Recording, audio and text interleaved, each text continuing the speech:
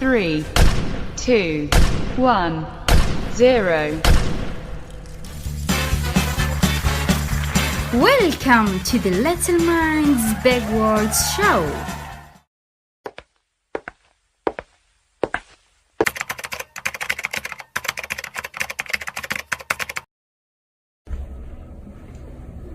Hello, do you hear me? Do not be afraid of me. I am a human being just like you. I am more like you than different.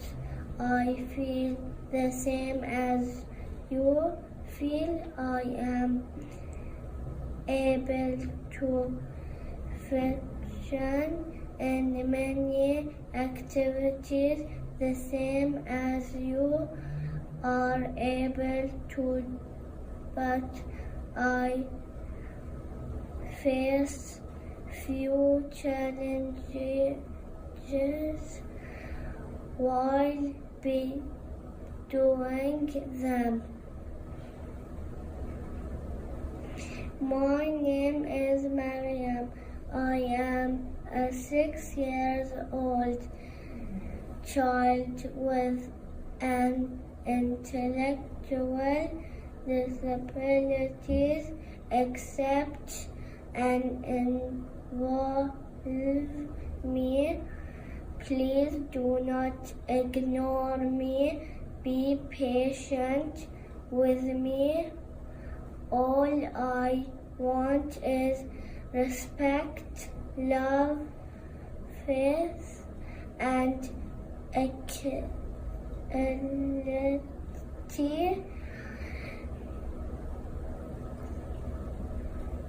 because I am part of the community.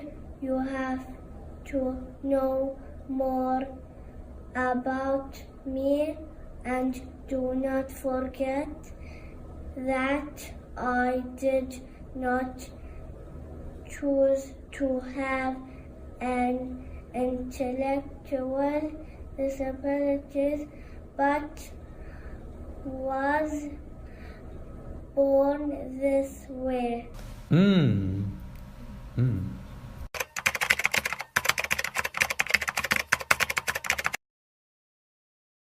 Disability. When you see that term, basically what you're going to be looking at is an individual who's it's a physiological thing to begin with. It's all about the central nervous system, the brain and all its different functions. There is something from infancy in many cases, but there are other avenues in which an individual can have an intellectual disability. But I'm going to start with the most basic form. It's basically somewhere in infancy. Very oftentimes it happens before an individual is born. There's something that is miswired or it doesn't work right in the development of the fetus, and then once the individual is born, the central nervous system doesn't seem to be wired correctly.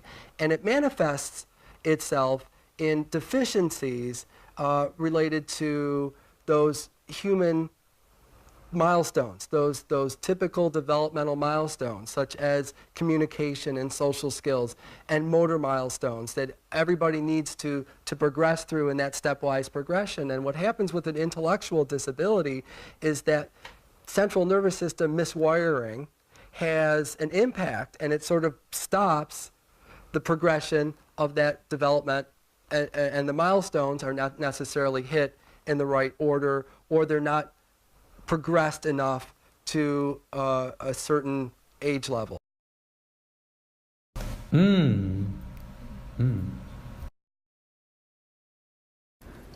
People use the R word in front of me, and they think it doesn't matter.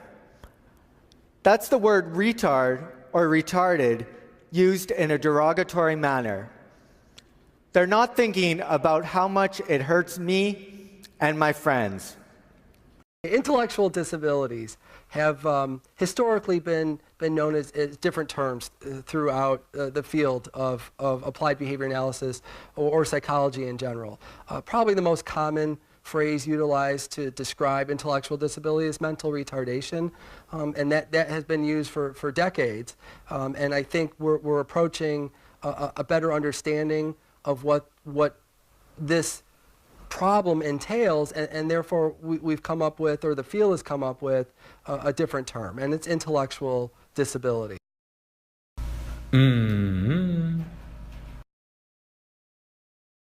Developmental disabilities, or DD, are specific disorders that may occur anytime from before a baby's birth up until the age of 22. A developmental disability may take different forms. A developmental disability condition may cause a child to develop more slowly all along, or to have physical difficulties and limitations, or have trouble learning and growing like other children in general. Sometimes an individual has more than one condition or disability.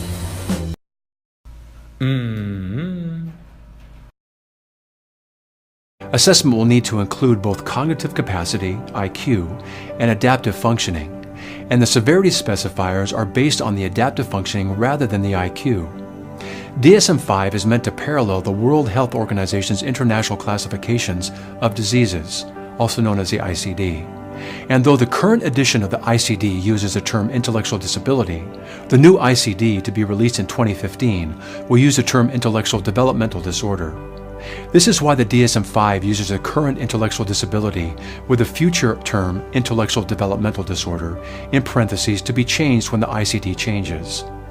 A diagnosis of intellectual disability requires that 3 criteria be met. Number 1, deficits in intellectual functions confirmed by both clinical assessment and individualized standardized testing. Functions such as reasoning, problem solving, abstract thinking, academic learning, learning from experience. Number 2, marked deficits in adaptive functioning that lead to inability to meet developmental and social-cultural standards for personal independence and social responsibility. For example, communication, social participation, independent living. And 3, onset of intellectual and adaptive deficits during the developmental period, that is childhood and adolescence. Many consider 18 years of age to be the cutoff point, although this is not specified in the DSM-5.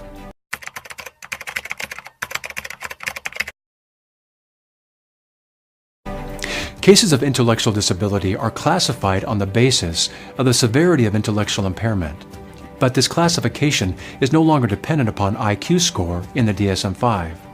Mild intellectual disability, which accounts for 85% of all intellectual disability cases, may not become apparent until a child is of school age and has difficulty meeting educational demands. Moderate intellectual disability occurs in approximately 10% of individuals with intellectual disability. These individuals usually develop communication skills during early childhood, slightly later than those with mild intellectual disability, who generally acquire both communication and social skills during the preschool years. Individuals with moderate intellectual disability can be trained to perform unskilled work under close supervision. Individuals with severe intellectual disability constitute 3 to 4% of the intellectually disabled population. In severe intellectual disability, communicative speech usually does not develop during early childhood, although it may be acquired during the school-age years. Individuals with severe intellectual disability can learn basic self-care, but need more supervision.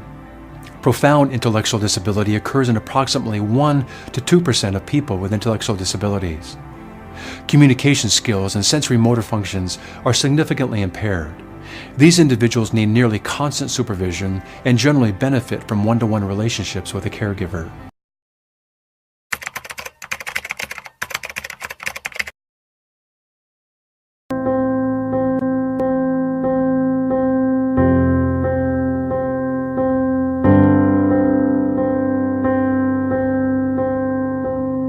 You both contribute half your chromosomes, so one from each pair, right?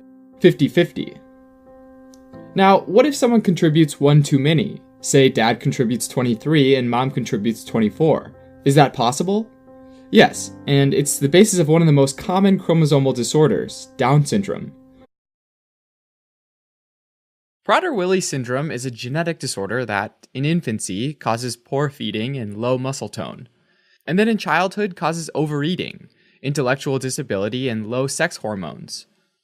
Prader-Willi syndrome happens when a handful of genes on chromosome 15 aren't transcribed into messenger RNA and therefore aren't expressed.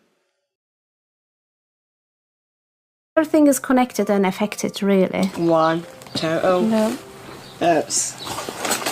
Oh, look at it. Fragile X syndrome is common. It's not only the most common identifiable inherited cause of intellectual disability, it's also the most common identifiable inherited cause of autism spectrum conditions.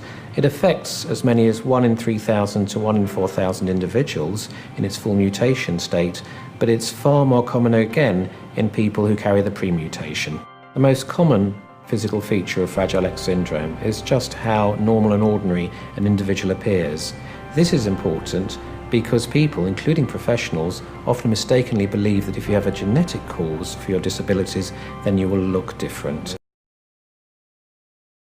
Meet Anthony Filipazzo, a 6-year-old boy living with Williams syndrome, a rare disease also known as the opposite of autism. It's a complex genetic disorder caused by a deletion in chromosome 7.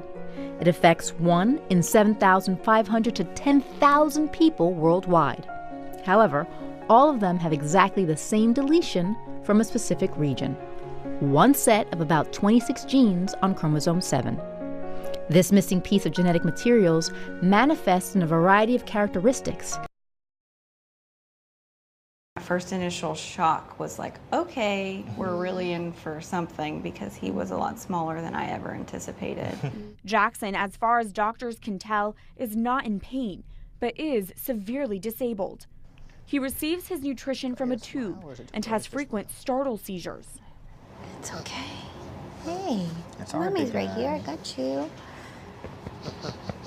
Did you fall asleep? Misdiagnosis after misdiagnosis, the Buells finally learned their son's condition when he turned 1. Jackson has microhydranencephaly, which means there's spinal fluid where his brain's left and right hemispheres should be. Hydrocephalus was, for a long time, referred to as being water on the brain. We can have some conditions that are benign and you don't really have to do anything with, and there are other conditions that you absolutely have to do something with. For instance, you can have children that have excess fluid on the brain when they're infants that come from a delayed development of the ability to drain off that fluid, to reabsorb it. And that's sort of like having the drain in your sink, not being able to keep up with the faucet. That eventually will recover between 15 and 24 months, and those kids will have a big head for a while. They may have some developmental delay for a while, but they don't need an operation. And the most common reason why we get hydrocephalus in this country is because of the number of premature births.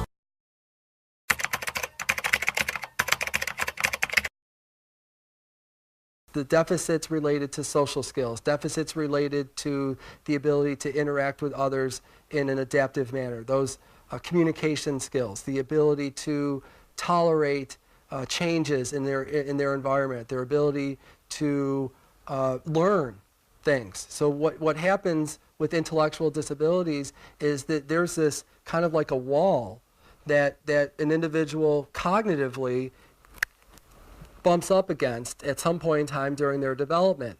So when we're starting to learn more and more abstract cognitive concepts such as math and language and the rules associated with grammar and all those things that require abstract cognitive thinking, individuals with intellectual disabilities are going to hit that wall, and they're not going to be able to progress any further unless they have specialized interventions. And that's where applied behavior analysis comes in, because we can take an individual that has that wall and we can take that wall and move it further along the line.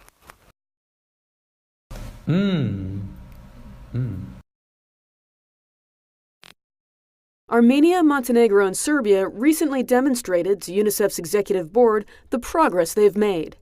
That includes changing policies to ensure that children with disabilities are provided with quality, inclusive education. That means giving each and every child an opportunity to learn at their local school, with enough support to reach their full potential.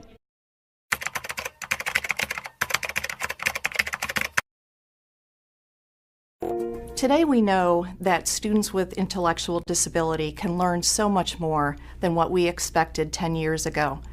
Back then, we question whether it was even worth time to teach that academic content because we weren't sure that that time would be effective and there would be good outcomes.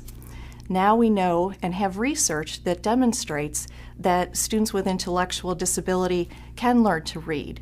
They can learn math, they can learn social studies and science, all that academic content. No Child Left Behind required that we do that, and now we have the research that shows and demonstrates how to do that.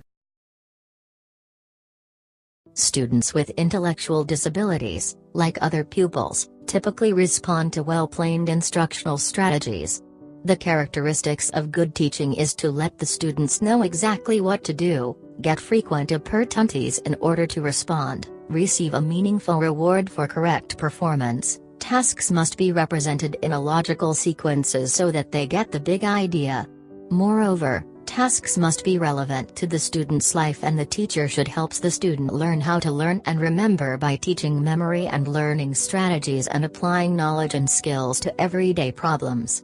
In addition, teachers should continuously monitor students' progress.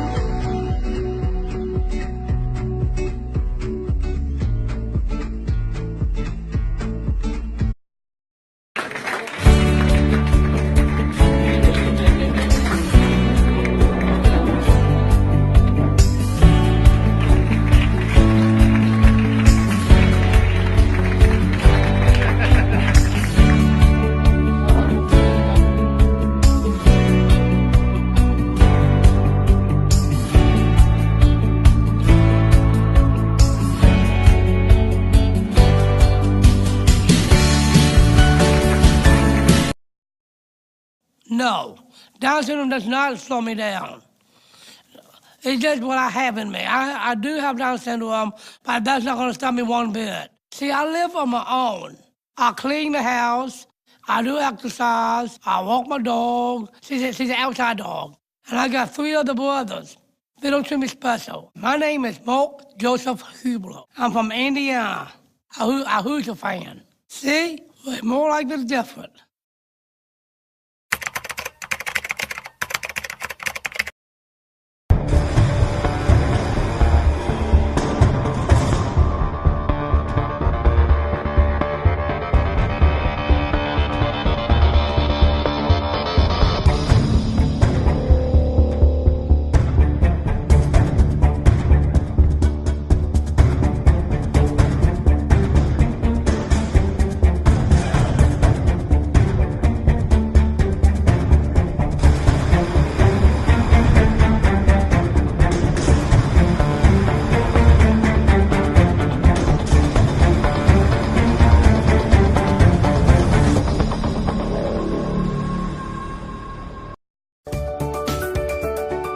المركز الزراعي للتدريب المهني هو أحد المراكز التابعة للجمعية البحرية للإعاقة الذهنية والتوحد. المركز طبعا بيهتم بفئة الإعاقة الذهنية البسيطة من سن 18 سنة فما فوق. طبعا احنا بنقوم بتدريب الطلاب على الزراعة والأعمال المتعلقة بها. فيه أنشطة هنا كتير بندرب الطلاب عليها زي مثلا نظام شحن القصايص، التعقيل، زراعة القصايص، زراعة البذور. المركز بيقوم بدعم الطلاب بدعم مادي بسيط جدا وبيعد كمكافأة شهرية. في تنسيق بيننا وبين وزارة التنمية الاجتماعية على أساس إن احنا بنقوم بعملية تدريب وتهيئة الطلاب وإعطائهم شهادة في نهاية الدورة التدريبية على أساس إن هو بيكون مساعد زراع. والوزارة يعني مشكورة بتقوم بتوفير وظائف مناسبة. This chart represents the number of private and public centres plus the transferable centres that existed in Bahrain. It highlights the increase since 1990 when there was only 5 centres up until 2016. Now there are 13 centres across Bahrain.